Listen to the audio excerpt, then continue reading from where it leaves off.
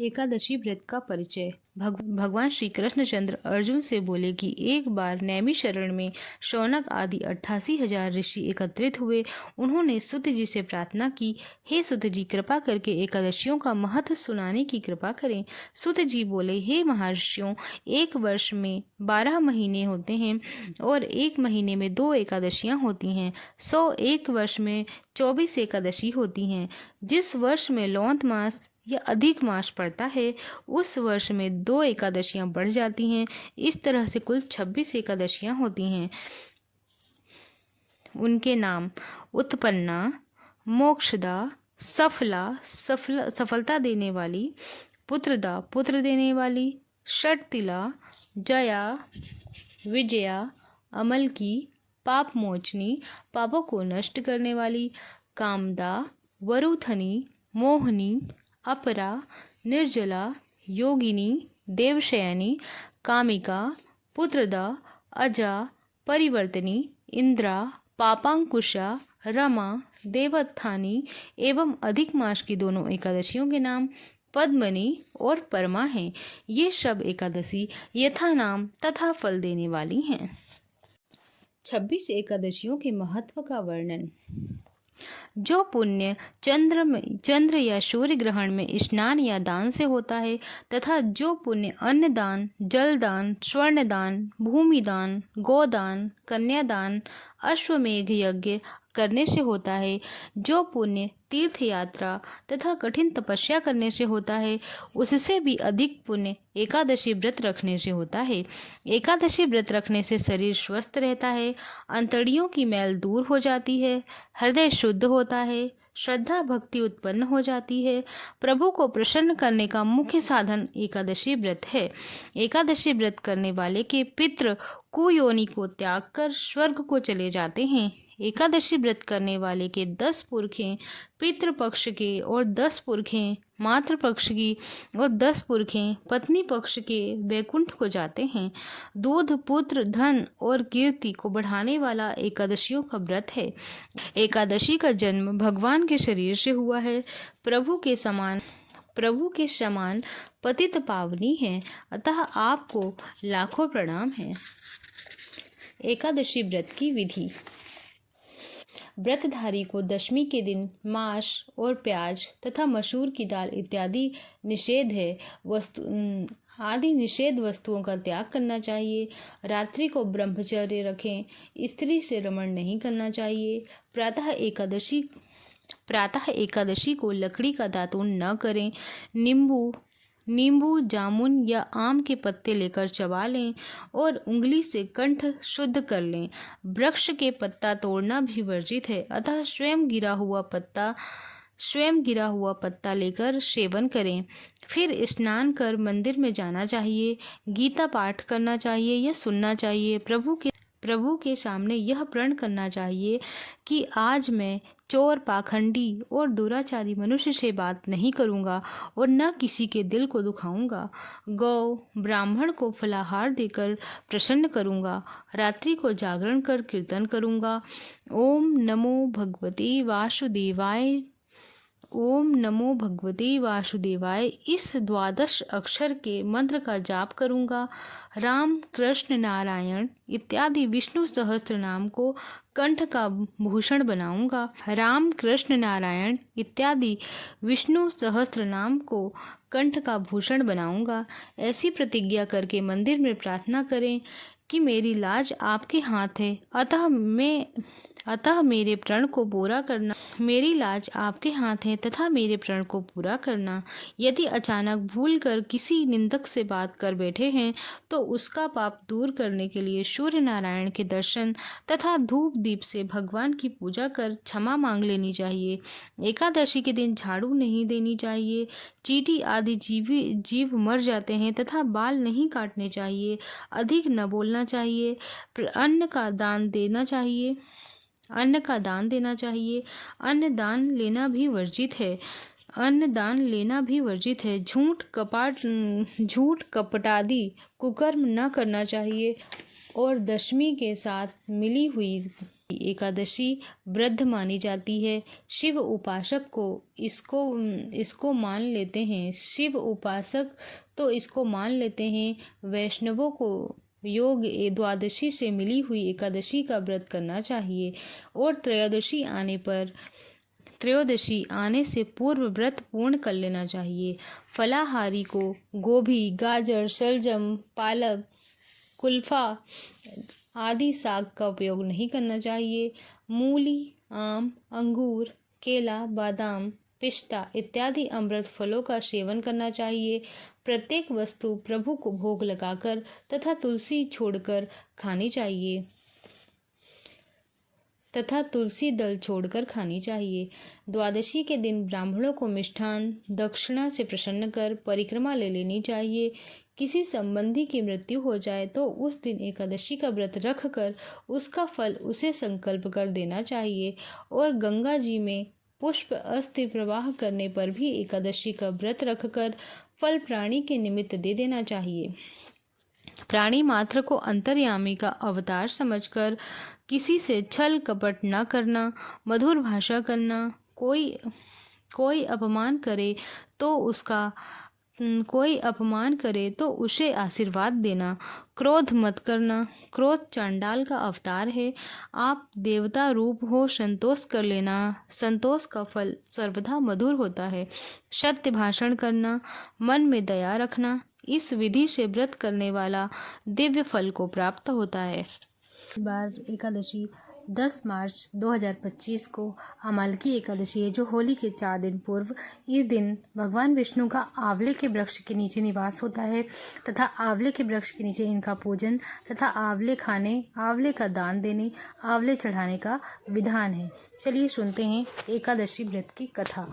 बोलिए एकादशी माता की जय, विष्णु भगवान की जय।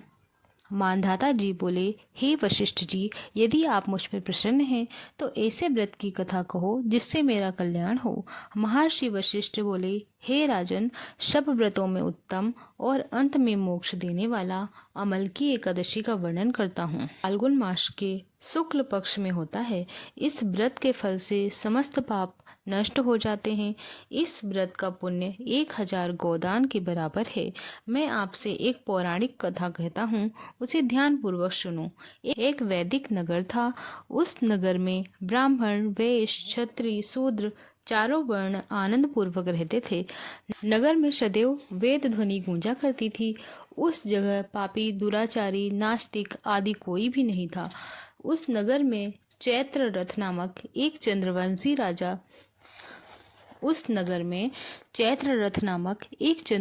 राजा राज्य करता था। वह महान, विद्वान तथा धार्मिक था। उस राज्य में कोई भी दरिद्र तथा कंजूस नहीं था। उस राज्य के सब निवासी विष्णु भक्त थे। वहाँ के निवासी वृद्ध से बालक तक प्रत्येक एकादशी का व्रत करते थे। एक समय फाल्गुन मास के शुक्ल पक्ष की आमल नामक एकादशी आई। उस दिन राजा ने प्रजा तथा वृद्ध से बालक तक सब ने हर्ष सहित उस एकादशी का व्रत किया। राजा अपनी प्रजा के साथ मंदिर में आकर कुंभ स्थापित करके तथा धूप, दीप, नैवेद्य, पंचरत्न, छत्र आदि से धात्री का पूजन करने लगे। वे सब धात्री इस प्रकार स्तुति करने लगे, हे धात्री, तुम ब्रह्मा स्वरूप हो। तुम ब्रह्मा जी द्वारा उत्पन्न हो और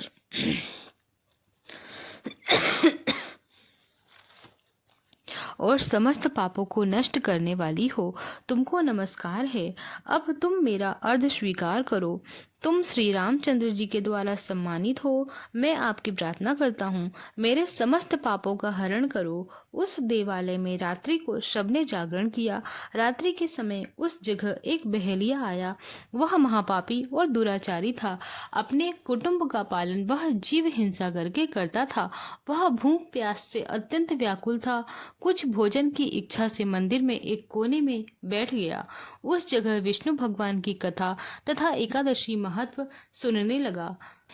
इस प्रकार उस बहेलिये ने समस्त रात्रि को अन्य लोगों के साथ जागरण कर व्यतीत की। प्रातः काल होते ही सभी लोग अपने घर को चले आए। इस प्रकार वह बहेलिया भी अपने घर को चला गया और भोजन किया। कुछ समय बीतने के पश्चात उस बहेलिये की मृत्यु हो गई और अमल की एकादशी के व्रत तथा जागरण के प्रभाव से उसने एक राजा के यहाँ जन्म लिया। उसका नाम बसुरथ रखा गया। वह बड़ा होने पर वह एक चतुरंगिनी सेना सहित तथा धन धान्य से युक्त होकर 10 सहस्त्र ग्रामों का पालन करने लगा। वह तेज में सूर्य के समान, कांति में चंद्रमा के समान, वीरता में विष्णु भगवान के समान और क्षमा में पृथ्वी के समान था। वह अत्यंत धार्मिक, सत्यवादी, कर्मवीर और विष्णु भक्त था। वह प्रजा का समान भाव से पालन करता था। दान देना उसका नित्य का कर्तव्य था। एक दिन वह राजा शिकार खेलने के लिए वन को गया। देव योग से वन में वह रास्ता भूल गया और दिशा ज्ञान न होने के कारण उसी वन में एक वृक्ष के नीचे सोता रहा। उसी समय पहाड़ी डाकू वहां आए और राजा को अकेला देखकर उस पर मारो मारो का शब्द करके टूट पड़े। वह डाकू कहने लगे कि इस दुष्ट राजा ने हमारे माता पिता, पुत्र, पौत्र आदि संबंधियों को मारा है तथा देश से निकाल दिया, अतः इसे अब अवश्य मारना चाहिए। ऐसा कहकर वह डाकू राजा को मारने लगे और उस पर अस्त्र शस्त्र से प्रहार करने लगे। उसके अस्त्र शस्त्र राजा के शरीर पर गिरते ही नष्ट हो जाते और राजा को पुष्प के समान प्रतीत होते। उन डाकुओं के अस्त्र शस्त्र उस पर उल्टा प्रहार करने लगे, जिससे वे मूर्छित हो गए। उस समय राजा के शरीर से एक दिव्य देवी प्रकट हुई। वह देवी अत्यंत सुंदर थी तथा सुंदर वस्त्रों तथा आभूषणों से अलंकृत थी। उनकी भ्रुकुटी टेढ़ी थी। उनकी आंखों से लाल लाल अग्नि निकल रही थी। वह उस समय दूसरे काल के समान प्रतीत होती थी। वह उन डाकुओं को मारने दौड़ी और समस्त डाकुओं को काल के गाल में पहुंचा दिया। जब राजा जागा तो इन डाकुओं को मरा देखकर सोचने लगा कि इन शत्रुओं को किसने मारा है, मेरा इस वन में कौन हितैषी रहता है। जब वह राजा ऐसा विचार कर ही रहा था, तब ही आकाशवाणी हुई, हे राजन, इस संसार में विष्णु भगवान के अतिरिक्त तेरी कौन रक्षा कर सकता है। इस आकाशवाणी को सुनकर राजा अपने नगर को वापस आ गया और सुखपूर्वक राज करने लगा। महर्षि वशिष्ठ जी बोले, हे राजन, यह सब अमल की एकादशी के व्रत का प्रभाव था। जो मनुष्य एक अमल की एकादशी का व्रत भी करते हैं, वे प्रत्येक कार्य में सफल होते हैं और अंत में विष्णु लोक को जाते हैं। बोलो एकादशी माता की जय, विष्णु भगवान की जय, कृष्ण कन्हैया लाल की जय, राधा रानी सरकार की जय। ओम जय जगदीश हरे। आरती, विष्णु भगवान की आरती। ओम जय जगदीश हरे, स्वामी जय जगदीश हरे, भक्त जनों के संकट, दास जनों के संकट क्षण में दूर करे। ओम जय जगदीश हरे, जो ध्यावे फल पावे, दुख विनसे मन का, स्वामी दुख विनसे मन का।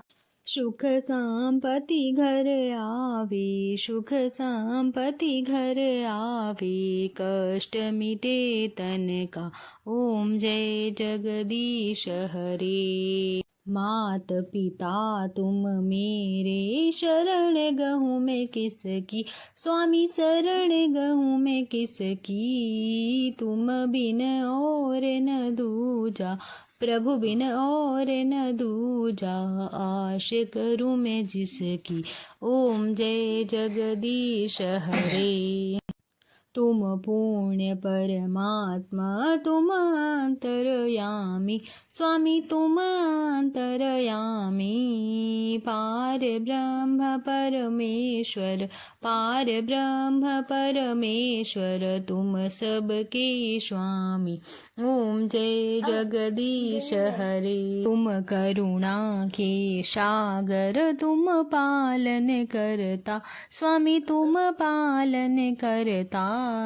मैं मूर्ख खल कामी, मैं सेवक तुम स्वामी, कृपा करो भरता।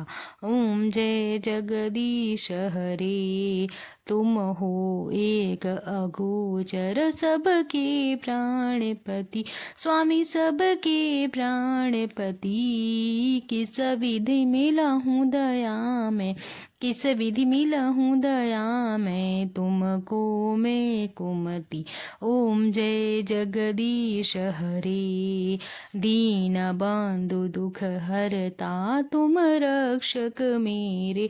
स्वामी तुम ठाकुर मेरे, अपने हाथ बढ़ाओ, करुणा हाथ बढ़ाओ, द्वार पड़ा मैं तेरे। ओम जय जगदीश हरे, विषय विकार मिटाओ, पाप हरो देवा। स्वामी पाप हरो देवा, श्रद्धा भक्ति बढ़ाओ, श्रद्धा भक्ति बढ़ाओ, संतन की सेवा। ओम जय जगदीश हरे, तन मन धन यह जीवन, सब कुछ है तेरा। स्वामी सब कुछ है तेरा, तेरा तुझको अर्पण, तेरा तुझको अर्पण, क्या लागे मेरा। ओम जय जगदीश हरे, श्री जगदीश जी की आरती जो कोई जन गावे। स्वामी जो कोई नर गावे, कहत शिवानंद स्वामी, जपत हरा हर स्वामी, सुख संपत्ति पावे।